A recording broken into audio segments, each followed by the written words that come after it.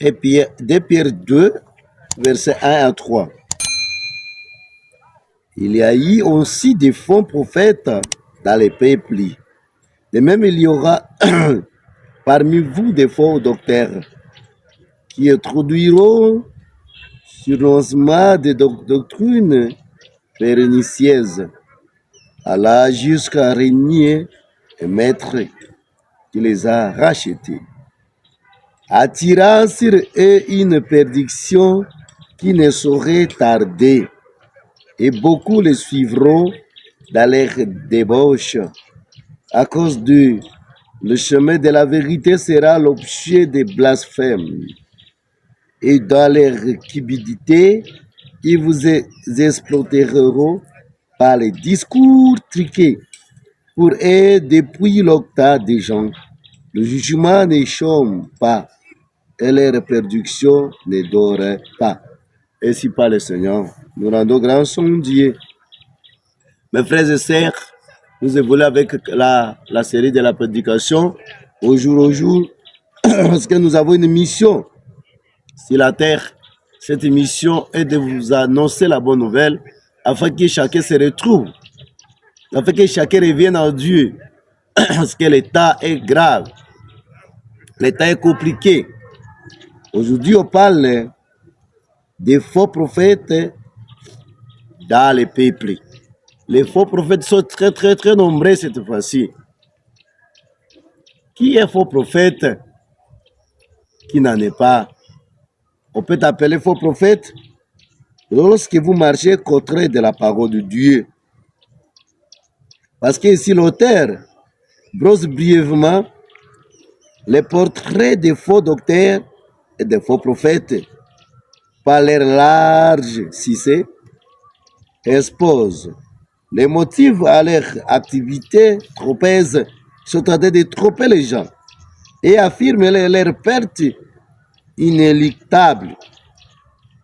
Il s'agit certainement des gnostiques, c'est ceux qui prétendent avoir une science supérieure, une totale liberté et une mépris de la chair. Alors ce sont les gens qui sont là pour nous tromper des fausses doctrines. Ils enseignent des fausses doctrines qui n'existent pas. Leur hérésie est à la fois théologique. Ils nient le Seigneur. Ils sont là pour nier le Seigneur. Dire le Seigneur ne dit pas. Jésus-Christ ne dit pas. Il n'y a même pas les cieux pour eux. Ils sont là.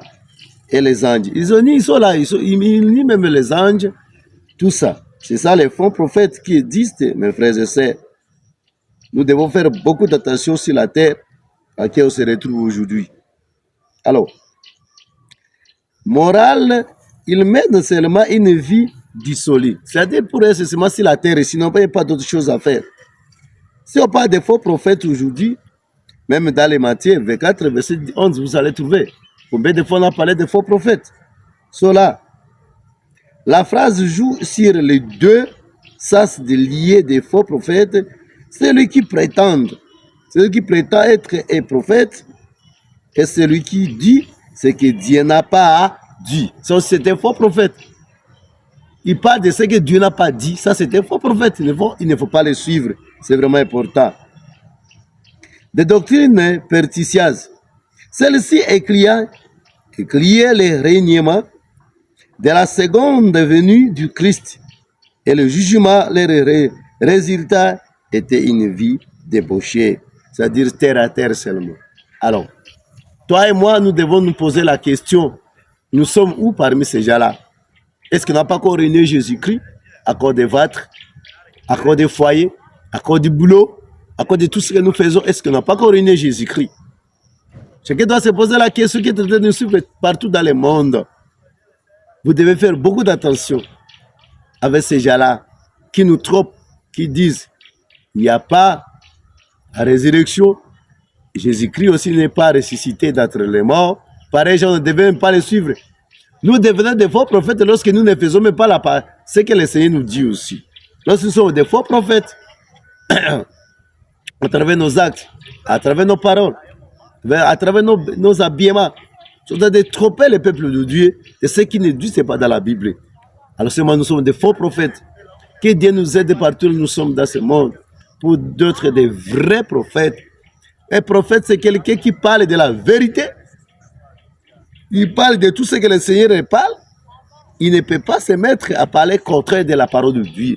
C'est ça un vrai prophète. Il vit la parole de Dieu. Il met la parole de Dieu en pratique. Il est en train d'enseigner au jour pour les gens, afin que les gens se fassent sortir de toutes ces malédictions, pour que les gens reviennent auprès de Dieu. C'est ça un vrai prophète. Il est là pour corriger. Il doit corriger ce qui ne tient pas. Mais aujourd'hui, vous allez trouver les faux prophètes qui sont là seulement pour donner des fausses prophéties, de tromper les gens, de dire oh, tout ça on peut le faire. Bon, on peut faire toutes les choses, bon, c'est pas aussi péché. Non, nous devons dire que les faux prophètes sont très nombreux sur la terre aujourd'hui. Qu'on soit prudent, mes frères et sœurs, qui sont en train de me suivre à cette terre-ci. Chacun doit se poser la question. Je suis parmi les faux prophètes, mais des vrais prophètes. Vous qui êtes là, qui enseignez les gens au jour, est-ce que vous enseignez à qui? Vous enseignez quoi pour le peuple de Dieu? Se disent des serviteurs de Dieu. Est-ce que vous enseignez quoi pour le peuple de Dieu? Alors, chacun doit se poser la question. L'État est sonné de revenir à notre Dieu, de laisser le mal, de laisser surtout les gens là qui sont là de nous tromper, de donc condamnation des faux docteurs et des faux prophètes. C'est vraiment important. Que le Tout-Puissant nous aide. Abonnez-vous massivement, c'est votre simple serviteur de tous les jours. Oui, c'est votre berger. Juste votre simple serviteur. Juste. Que le Seigneur vous bénisse partout là où on se retrouve à cette heure-ci. Que le sang précieux de Jésus vous protège contre les faux prophètes. Si vous étiez déjà perdus, revenez aujourd'hui au nom de Jésus-Christ. Amen.